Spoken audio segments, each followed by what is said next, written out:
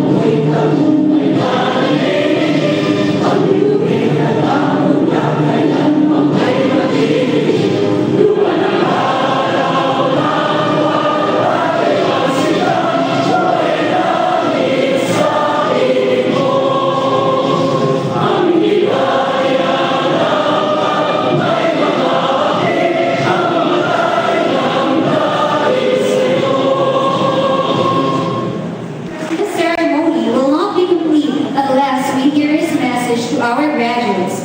Ladies and gentlemen, it is an honor to present to you a creative thinker, a visionary, and a man who have made Valenzuela reach the peak of achievement and development. Ladies and gentlemen, let us give a resounding round of applause to our beloved City Mayor, Rex Lon T. Gatchalian. Batiin ang mga kasama natin sa harapan. Hindi ko na po iisa-isahin pa, pero suffice to say, nagagalak po ako ngayon na ang ating panauwing pangdangal ay si Congressman Roman Romulo na nakasama ko po sa mababang kapulungan ng 2 termino. So, ngayon kami ng Congressman na ating panauwing pangdangal. And of course, sa mga iba-iba pa natin sa mga kasama natin sa board, ganoon din sa mga kasama natin sa City Council na kailan na ay pinakilala ni Konsehal Marlon Aliandrino. Sa mga graduates, congratulations sa inyong lahat. Kanina, dumano ko kaninang umaga para tignan yung bagong house building sa likod. Pero na-realize ko, first time pala tayong gumagraduate dito sa campus ng Val Poly. Normally, gumagraduate tayo sa auditorium. Kaya isip ko kung saan tayo gumagraduate last year. And ngayon pala is, like I said, ang kauna-unahang pagkakataon na dito natin gaganapin ang inyong pagtatapos. Now, there's a reason why napili natin na huwag na tayong lumayo dito sa ating campus. Palagay ko sa mga magulang, nung una kayong pumasok, tinanong niyo siguro yung sarili niyo na sa Val Poly pa ba ako? Kasi I'm sure marami sa inyo or marami sa mga estudyante natin ang natatandaan pa yung pinatnan nilang Val Poly a couple of years ago. Diba? And I don't think meron pang naiwan na lumang building dito sa Val Poly. Wala na yung remnants ng mga nakaraan and we've moved Val Poly into a different direction. In the past 9 years ni Mayor Sherwin, ni Congressman Sherwin, Mayor siya, one of the biggest investments he made was to revamp the entire Val Poly campus. Ako natandaan ko nung congressman ako, nung nagsisimula ako pagpunta dito, parang glorified manning agency lang ng Val Poly noon. Di ba? Nilagyan ko naman ang word na glorified, di ba? Pag pumunta ka, kulang-kulang sa gamit, walang sistema, yung mga building natin, hindi natin maintindihan kung building or hindi. In fact, karamihan dun sa mga building ngayon, we had to condemn dahil walang mga engineering plans and hindi sila safe gamitin. But at least fast forward, pag pumunta tayo ngayon sa Val Poly campus na pwede na natin ipagmalaki. Kaya nga tama si Ma'am Nelly at si Ma'am Nelly, nung sinabi nila, bakit na tayo lilipat sa auditorium kung maganda na naman ang campus ng Val Poly? Pinakamagandang polytechnic university colleges dito sa Pilipinas. And the investments na ginawa ko natin para pagandahin yung mga infrastruktura natin, hindi naman nagtatapos lang sa simento at sa bakal. Alam rin natin na malaking porsyento ng oras na ating Board of Trustees ay binugol natin para i-improve yung curriculum. Alam natin na maaaring maganda na ang building mo, pero pag yung curriculum hindi sumasabay or yung course offerings hindi sumasabay, ganoon pa rin ang dulo o ang kahihinat ng storya. Kaya in the past couple of years, in the past couple of terms ni Mayor Sherwin, in-improve natin at in-improve yung curriculum. May mga course offerings na tayo ng bago, at may mga course offerings na tayo na kung dati natin hindi natin isipin na pwede pala sa technical or sa vocational school. Now, alam ko hindi pa ako naging mayor na matagal-tagal. It's only been 9 months.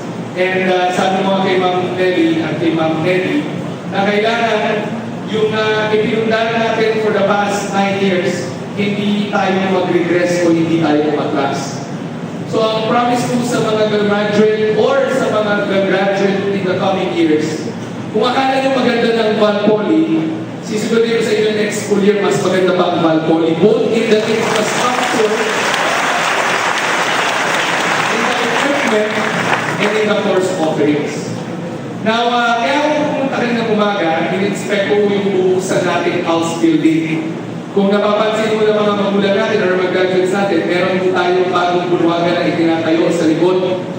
Now, yan ang magiging sentro, yan ang pinaka-magiging hub ng alternative learning system natin dito sa Valenzuela City. Marang nangyayari po kasi ngayon sa Valenzuela City, kalat-kalat po yung mga ALS natin. Merong nag-ALS sa loob ng barangay hall, may nag-ALS sa loob ng school, merong nag-ALS sa ibang private colleges. Ano nangyayari ho, kadalasan, kung meron kang sapat na infrastructure or equipment sa pinagaganapan mo, maganda. Pero pag nagkataon na yung nag-ALS ay nasa isang lugar na kulang sa gamit, then pagdating nila rito ron, magkaiba yung standards na ina-apply nila. Now, ang magiging vision natin itong June, ito the house building sa likod. Ang kagandahan ng house building na to, fully wired siya. So meron tayong access to materials na maaaring hindi natin makuha sa traditional materials. Now, why is it so important to Val Poly?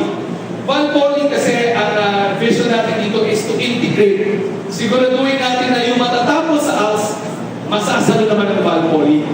Kasi numbers will show na yung mga natatapos sa ALS or yung mga natatapos sa ALS, kadalasan they opt to choose lateralized learning through vocational or technical schools. Dahil alam naman natin yung mga nag-ALS are those na bumalik sa paaralan and minsan, mas may edad na sila ng konti. Sabi ko, mas may edad ng konti. So I think this is going to be the first again in the country we're in. I-integrate natin, i-synergize natin yung ALS program natin sa vocational and technical school program natin.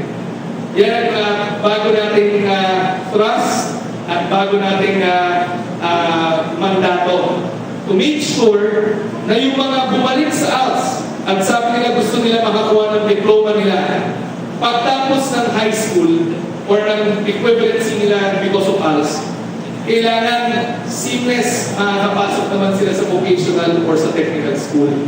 Para if they choose a 2-year course or a 4-year course, afterwards, meron silang patutunguhan. Alam naman natin na underemployment or the lack of jobs pa rin ang isa sa pinakamalaking problema ng bansa natin at doon din ng Valenzuela City. Pero dahil sa Valenzuela Polytechnic University at dahil rin sa ating bagong ALS program, UN-approved ALS program, naniniwala tayo na dito sa Valenzuela City, we will make a dent or mababawasan natin yung problema o suliranin ng underemployment or joblessness. Now, last but not the least, hindi ko alam kung recently na balitaan natin na meron tayong local na job matching website. Yung www.valenzuelatrabaho.gov.ph. Nag-roadshow yan sa mga universities natin dahil una sa lahat, parang parang I'm sure you're very familiar with JobStreet, di ba? But this time around, we decided to run it locally. Meron tayong sariling web portal natin or website natin that's fully manned or fully powered, owned and powered by the local government of Valenzuela City. Yan ang tugon natin sa mga naghahanap ng trabaho katulad nyo na matatapos ngayong araw na to. Now, hindi nyo na kailangan pumunta sa City Hall, pumila sa peso, tumingin sa listahan sa peso para mag-apply. All you need to do is log on and you can see all the job openings sa ating lungsod and in a couple of months, pati na rin yung mga nasa labas ng ating lungsod. Ang Valenzuela Trabaho.gov.ph ang tugon ng pamahalaan lungsod ng Valenzuela sa problema o sa suliranin ng kakulangan sa trabaho or sa mismatch sa trabaho. Kako nag-login lang ako araw-araw ko sinecheck ko yan. And then we have now close to almost 100 or 200 job openings inside the city na nakapost doon. Almost 50 or 60 of the biggest employers in Valenzuela City ang active job posters. And kung titignan niyo yun, marami sa mga kurso na tatapusin yung tinapos nyo, yun yung mga hinahanap nila. So I encourage all graduates to log on, use the website. So ikaw, wala itong bayad kasi yan ang difference. If we will rely on commercial job matching websites, may bayad yun. You have to be a member, you have to subscribe. But dito, for our job seekers, it's absolutely free. All you have to be is, you have to be a resident of Valenzuela City. At para naman sa mga hahanap ng mga qualified na mga manggagawa, ng mga employers natin sa Valenzuela City, hindi sila magbabayad ng subscription fee. All we ask them to do is i-post lang nila ng i-post yung mga trabaho. So sa mga nagsipagtapos ngayong araw o magsisipagtapos ngayong araw, nagagalak ako na meron tayong kulang-kulang na 400 ulit na mga magiging skilled workers natin na papasok sa workforce. Ang pamahalaan lungsod ng Valenzuela ay patuloy na maghahanap ng paraan para matulungan ko kayo na maghanap ng trabaho, maghanap ng tamang trabaho, at magamit ang inyong mga napag-aralan. Magandang gabi sa inyong lahat.